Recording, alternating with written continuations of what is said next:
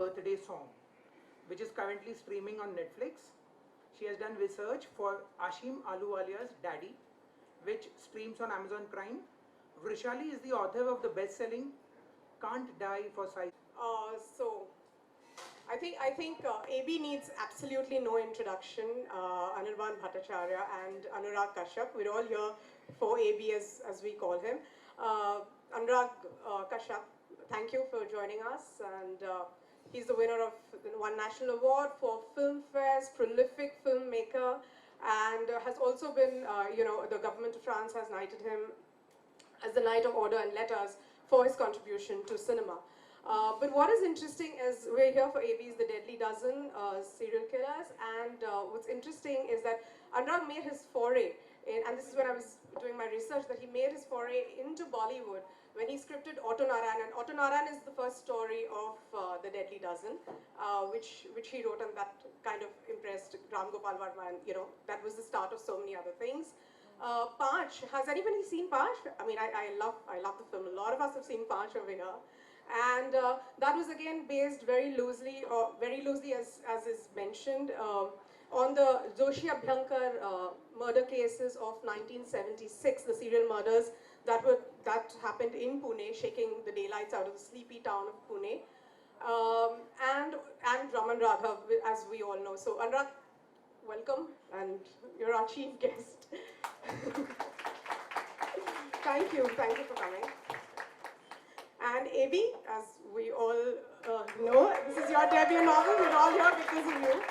AB again needs no introduction. Super successful co-creator of Savdhan India, and many impressive institutions: Channel V, Jamia, and St. Xavier's Kolkata. And well, we just got to know that The Deadly Dozen is also trending on Amazon as a bestseller already. And just yesterday, was it? Yesterday or day before, I read an article in News 18 where his book is mentioned with doyens like Arundhati Roy and Amitabh Ghosh. So congratulations. And yeah, so let's get started. Yeah, so we can see the trailer. I think we should see this trailer. Awesome. We put together a trailer for the book.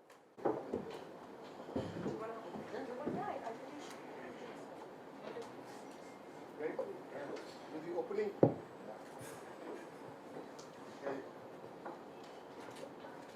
So rip it. Like a killer.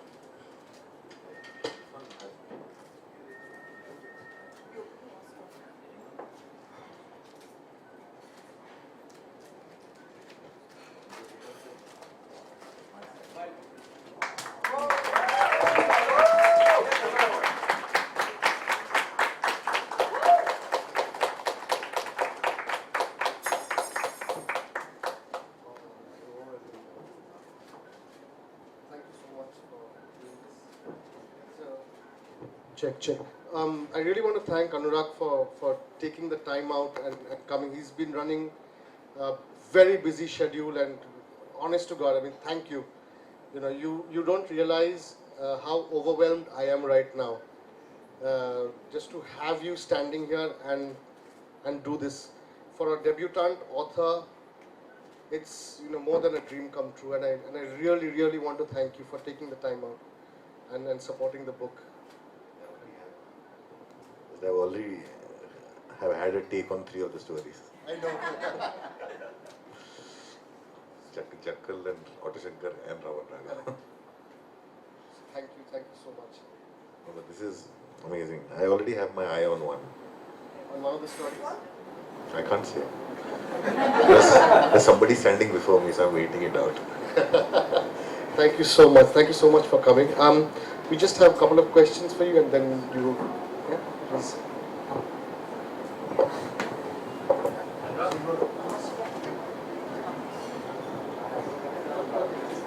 Check. Okay. Start. Yeah, so like you said, you've already had a take on 3, and one is brewing in your mind. So what is it about the serial killer, the mind of a serial killer that draws you to it, that entices you to make films on them? It's always the inexplicable. You don't understand what makes them the way they are. And that's what is very interesting. because it's almost like you can't make sense of it. The most incredible thing is you just cannot make sense to it. The logic, the intelligence, no kind of reasoning works there. It just is. But, And that is what is scary about it. but when it's a piece of non-fiction and then when you have to fictionalize it, what are the challenges that you face when you have to fictionalize something that has already happened and something so macabre? No, you don't need to fictionalize it. But the thing is, sometimes the circumstances force you to fictionalize it. Because I genuinely believe that the truth is stranger than fiction. It is. Because fiction still is created from a mind that is still trying to think when it's within its limited capacity. I've seen Panch, and I've seen it. Panch was inspired by the Jekyll But, case. yeah, the but by Jekyll the. case, So how did you fictionalize that? That is because when I was writing Panch, and I was working on the Jekyll case, I was told you can't make a film without music. My first film, so I was like, okay, fine, I'll make them a boy band. And so the serial killers became musicians.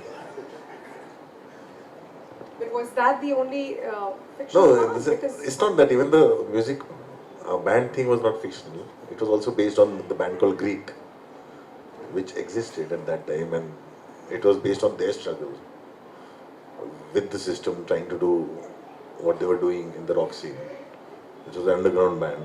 So I took two different stories and married them together. When I was writing Raman Raghav, what you're saying is that it doesn't make sense at all. Sense. Raman Raghav's story is. Yeah, Raman Raghav, the real story is. Yeah, where do you even begin? Is very. It's one of its kind. The original Raman Raghav story.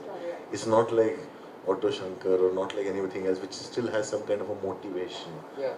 You know, the Raman Raghav story is very strange, and nobody wanted me to make that film, so I made Raman Raghav 2.0. But the thing is, we still borrowed some elements from the original Raman Raghav. With his sister relationship, everything we borrowed from the original story. Yeah, because here it was just one guy who came, nobody knew about. My thing is like, if I can't make that, then I'll do something else. But I kind of invoked Raman Raghav to address a lot of other things that were surrounding us.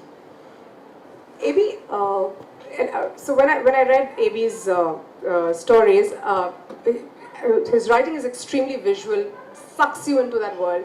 How difficult was it? Was it a natural progression from Southern India?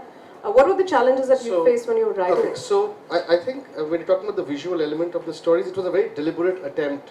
The stories are set across different eras, right, of India. I wanted to get that visual sense of the reader being present over there.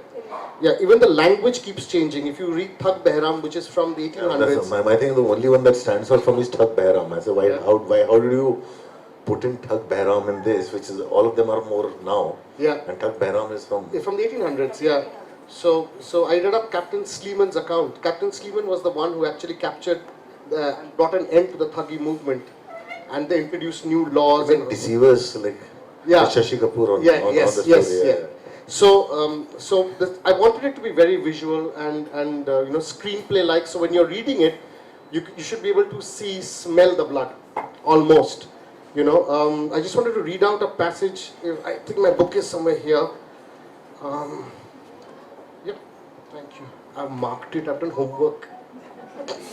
But it's amazing. Like, if I have you around, people will not think I'm so dark. Not at all. So this is just a little passage from Thug Behram. Also, Thug Behram, I wanted to make it very filmy. Thug Behram is a story from the 1800s. So a lot of it is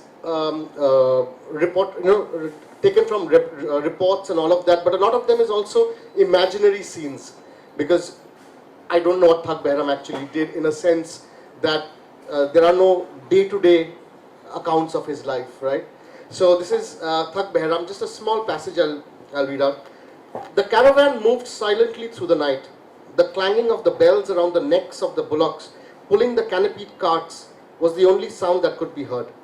Around 15 men and women were traveling to a nearby village to attend a wedding. Fatigue was clawing at their bodies. They had been on the road for the past 8 hours. How much further do we need to travel to reach the village? One of the men asked. Or 10 kos, replied an old man, the senior-most person in the group. The cry of a jackal sliced through the night. The animal was nearby. The men grew alert, lifting their torches to see if they could spot the wild animal. Suddenly, the leader of the caravan halted his cart and put up his hand, signaling the others to do the same. "Men, arm yourselves," he yelled. 2 of the 7 men in the party pulled out daggers from their kamarbunds. They were carrying these to protect themselves, having heard about a dangerous group of dacoits prowling in the area. But what they saw instead was one of the victims. In the middle of the road lay a man who was groaning in pain. "They left me for dead. They robbed me of everything. Water. Please give me some water." The men helped him lean against the wheel of one of the carts. After drinking his fill, he narrated his story. His name was Sukram, and he had been traveling with his wife. They were headed to a nearby village. He was poor and hence traveling by foot. A gang of dacoits pounced on him, looting everything, including his wife. At this point, he broke down. The travelers, they were shocked. One of them gathered his courage and asked, "Was it him?" Sukram looked up and whispered, as if he were too afraid to even say the name out loud. "Yes, it was him. Thug Behram." At the mention of the name, a shudder ran through the crowd. The women inside the caravan who had been eavesdropping began crying. "How did you manage to live?" "He kills everyone," a young man asked. Sukram got up slowly and said, "How can Behram kill his own self?" He let out a scream of a jackal, and as he said this, out of the dark forest some fierce-looking men appeared. They were bearded and red-eyed. With a blood-curdling cry, they lunged at the travelers who were no match for the dacoits. Within minutes, a hush fell upon the caravans. So this, I tried to be as, visual as possible, and so. But what it left me as a reader when I was going through, through the book was.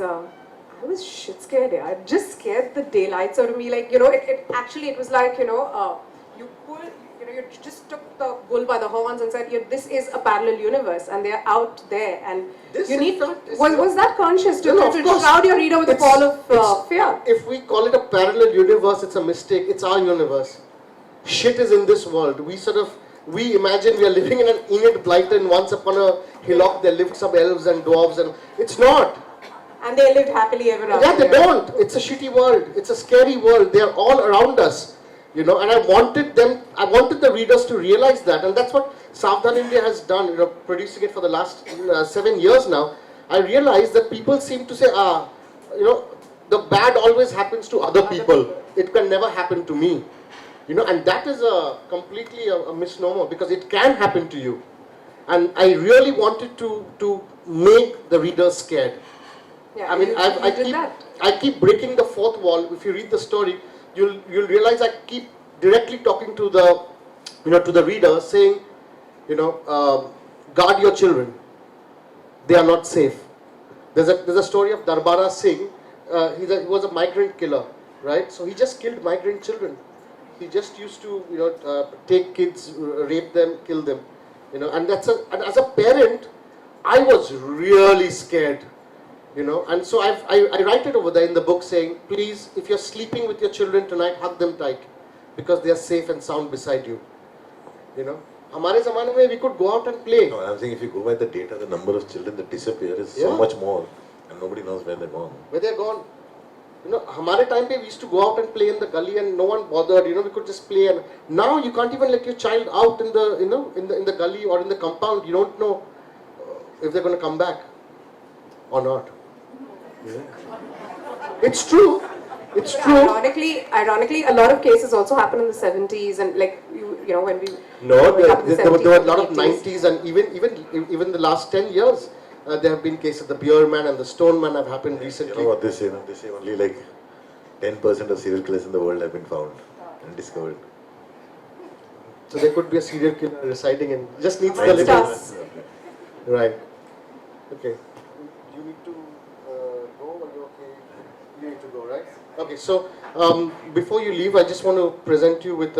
I grew up in Kalimpong. Yes, this too. I grew up in Kalimpong, so it's a tradition there that we present Tibetan khadas.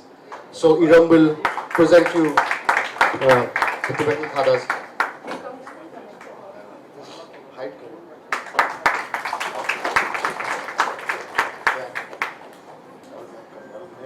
I know you're in Jalpaiguri. Superb, superb. So, we'll just post the book and press and first read the book. Yeah. Oh yes. Oh, we've got something else for you as well. Oh, oh this is for you for being kind enough. Come. And this is all healthy stuff. Gift hamper. Yeah. Can a gift hamper mixing के साथ free.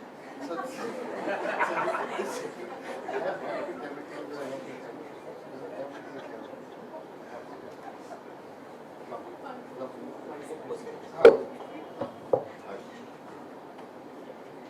खींचो तस्वीरें